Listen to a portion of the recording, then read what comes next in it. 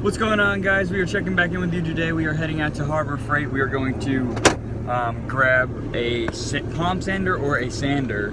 I told you guys in the last video that I traded my Snap-on one in for that impact gun because my Craftsman gun just finally gave up on me. I mean, the battery's falling out. I guess I could get a new battery and stuff, but it's really bouncy right there in that road. I don't know why. I noticed that. It's really awful. It's super bad.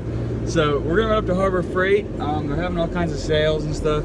Dalton saved a bunch of money this morning on some goodies for his box, and I just need a cheap sander to do the job, and maybe last me 1 or 2 paint jobs. 20 bucks for a palm sander, that's not bad as long as it actually sands, because then I'll be a little worried. Yeah, as long as it does the job. So we'll see you guys over there. We've made it to Harbor Freight Tools. I don't shop here very often, but I know it is the shit. I'm gonna get hit by this car, so we're gonna move. Sorry, lady, I'm sorry.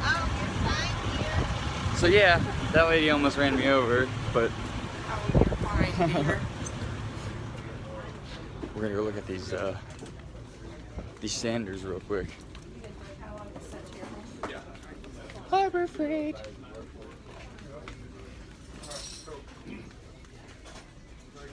That's like a... Alright, hold on. Everybody knows what Harbor Freight is. These are the little palm sanders. I guess, Hmm.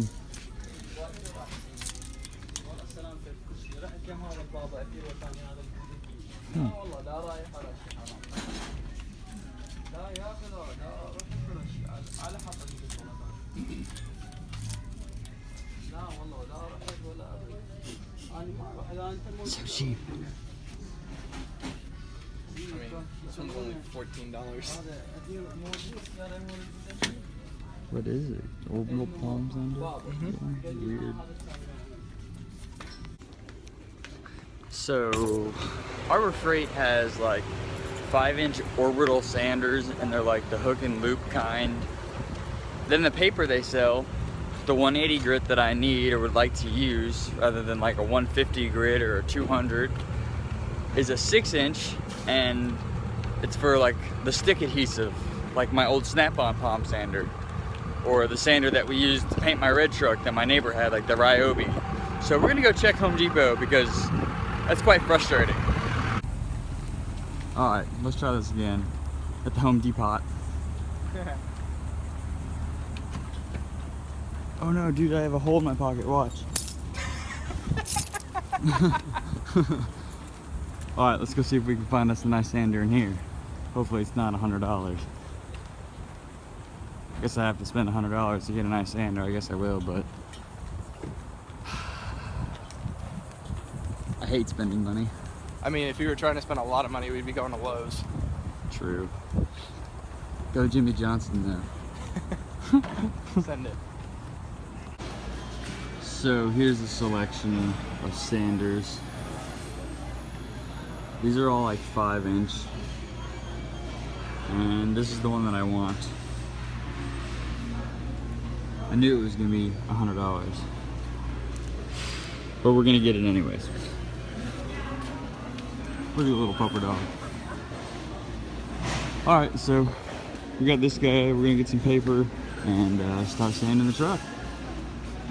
This is what I used for the red truck, so it was really, really handy. I'll check that at Home Depot, guys. We got the rigid. I called it a Ryobi. A Ryobi, I think, is like green and gray, but this is the rigid one. If you look back, we're like using this guy, and I think we're using like a smaller air one or a smaller electric one.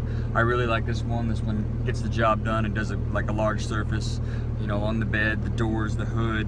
All that good stuff. The front bumper is nice and easy. The 4th gen bumper is really nice to do so.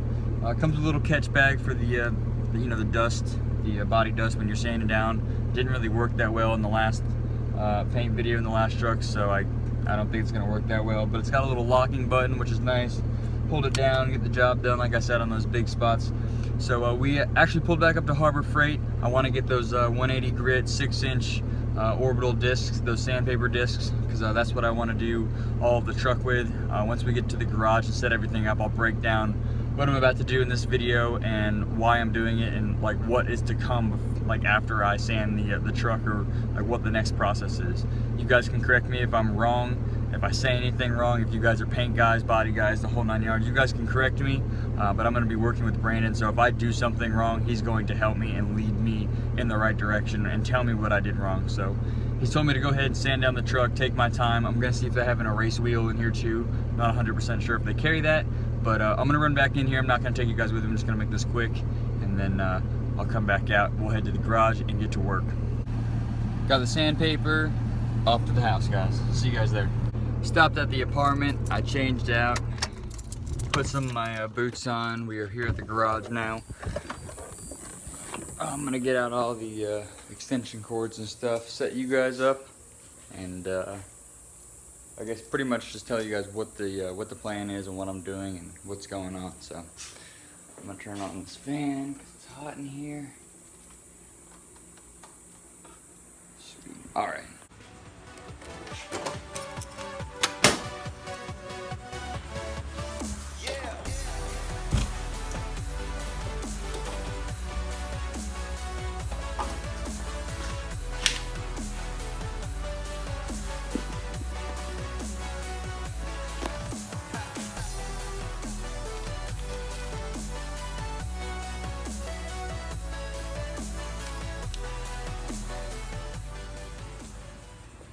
It is a hot one today, guys, and before we even jump into work and get even hotter, we're going to talk about the material and the tasks that I have on my list to get done with this cab. So similar to my bed, I'm going to be stripping it of all its clear coat, all of its base coat, and taking it down to its factory primer.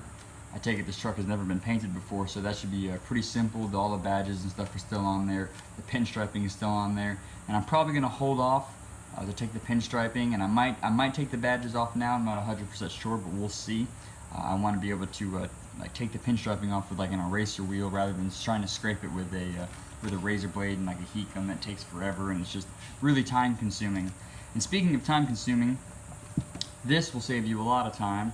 The reason why I opt for this bigger palm sander, or this sander in general, is because that it saves me a lot of time when I'm doing the bigger spaces, my hood, my roof, the bed, for example. When I did that with that orbital sander from Snap-on, that was also a 6-inch. My fenders, my doors, this is just going to save me a lot of time. Plus, I like the use of electricity over air. With air, you need an air compressor. You need to have somewhere to power the air compressor. You need the air compressor to build up the pressure, and then your orbital gun, or excuse me, your orbital sander will have to be able to keep up with the compressor. You know, it could be using all the air up in your tank within the first 5 minutes, and you're sitting there waiting for your compressor to build up.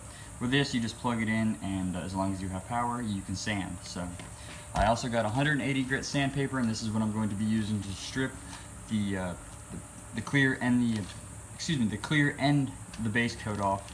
I did like a 36 grit on the bed, and I didn't really like the way that worked out. My painter at my last job and our body guy kind of just told me to try it and see how I liked it, because it strips of everything, but it was just way too rough. And I have some here in my box. I'll show you guys. Give me 1 second, let me grab it out of here. So this is the 36 grit. If you guys are familiar with all the grits on sandpaper, you guys can see like how rough and how coarse this is. I wanted to strip the bed because we're going to be making it a different color. I wanted to strip the bed of almost all of its red. And I have a tailgate that's actually over here that you guys saw me sand that is blue that I'm going to be using. I'm not going to be using that maroon one. And this 180 sandpaper here is a lot finer, and is not as rough, and it's kind of, there you go. It's not as rough as that 36 grit, but it still does the job because it's nice and I don't know what's the word, coarse, I should say. It'll take the paint off and the clear off, and it'll definitely do the job without taking all of that, like those rough scratches and edges. It's kind of hard to explain without showing you guys on my bed, and I've kind of put some spray paint over my bed because I took it down to bare metal and I didn't want it to rust when I was moving. So I gotta get this guy open, we'll set up everything, and then we'll get to work. So in my last paint video, everybody cried because I wasn't protecting myself. I mean, I wasn't not meaning protecting myself, but I just wasn't wearing a mask, and everybody was like, oh my gosh, wear a mask, dude, you're gonna kill yourself. So everybody is happy. Look, I have a mask. Anyways, I've already started sanding the fender down just a little bit, kind of messing with the palm sander. It does great, works just like I wanted it to. Of course, the Harbor Freight sandpaper pads suck. They stick, but they don't stick very well. But before I jump into any more sanding, I'm gonna start taping off like around my windshield, kind of protect it from the sander. And I'm gonna start working on my fender. I don't know if this fender is gonna need to be replaced. It's got a little bit of a ding. I'm gonna hit it anyways, or like leave that area open. That way Brandon can see it, and we'll figure that out. So I'm just gonna put the rigid sander here. I'm just gonna put it on the level like B or C setting. Just really slow speed. Just take my time and not move very fast. I'm just gonna go, you know, slowly back and forth over the area that I'm sanding, and so on and so forth until we have a sanded cab. So I'm gonna throw you guys on a time lapse. I'm not gonna time lapse the whole thing. I'm not gonna time lapse everything. I'm just gonna show you guys bits and pieces of it, and just kind of pop in maybe here and there and tell you guys what I'm doing. So that is that, guys.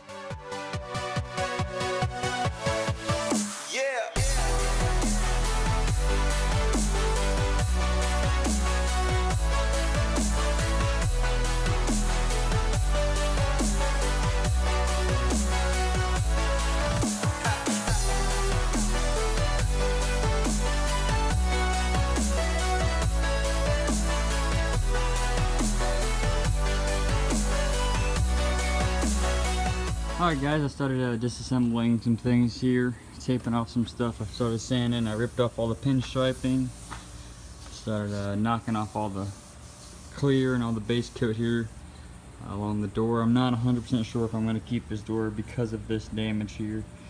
We'll see if Brandon can work his magic, but most likely it's probably going to have to be replaced. I sanded it anyways just because it's kind of just, you know, in the way, but you guys can see where it kind of kinks out right here, and it really drives me up the wall. Other than that, just been sanding along the cab, pulling some badges off. I got to get an eraser wheel.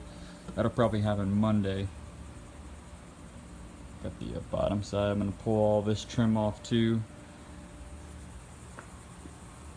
I've started the roof and along the back, pulled the brake line out.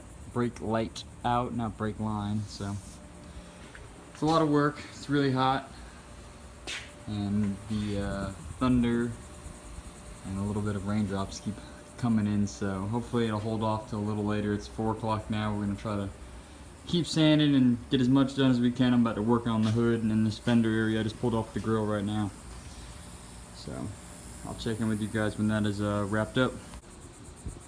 More progress to the hood, starting to pull all that base coat off.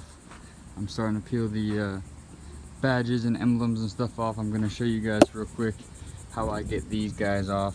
The easiest way, fishing wire, welding wire, something to get behind it, and then split that double-sided 3M tape or that glue, whatever it is. But I'm going to go grab some welding wire and show you guys how I pull those off real quick. Alright guys, so the easiest way I found to get this trim off, I don't know if you guys can see it here, but I have some welding wire. I just simply take it, put it inside the trim package, and pull away. Fishing wire works well too. I don't have any, I only have welding wire. Same thing for your door emblems.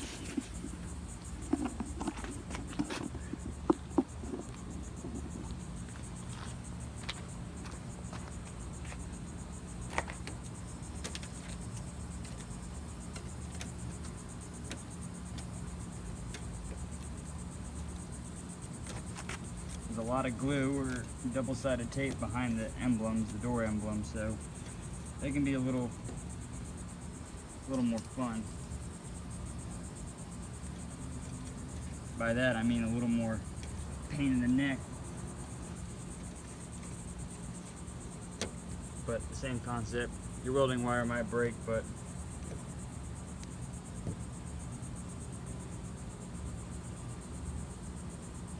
just like that.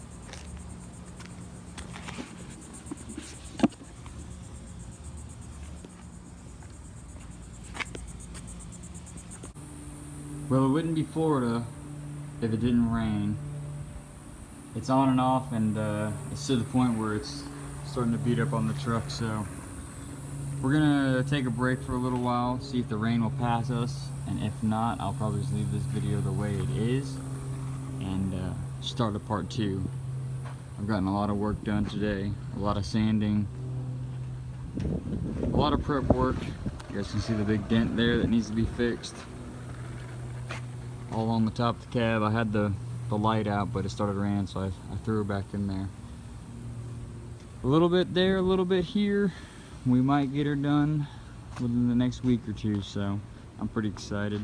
I gotta get an eraser wheel so I can peel off all this stuff and everything that's kind of built up on the doors. I don't want to take that with the sanding wheel, because sometimes if you sand into it, like you can see where I did right here, when you go to lay the color on it or the primer on it, you can see the difference in the, I really don't know how to explain it. Like, you'll see the difference in the body line, and you'll see where the double-sided tape or the glue used to sit. So I want to get an eraser wheel, clean those up.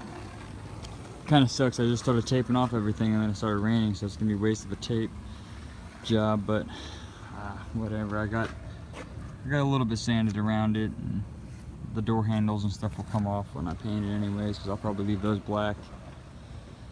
Other than that, guys, a lot of good work today. I messed with the sport bumper just a little bit, nothing crazy. I'm just stripping it down because it's not going to be black. So yeah, that is that, guys. Slowly but surely. If I don't see you guys in a clip after this, you'll see me in part 2.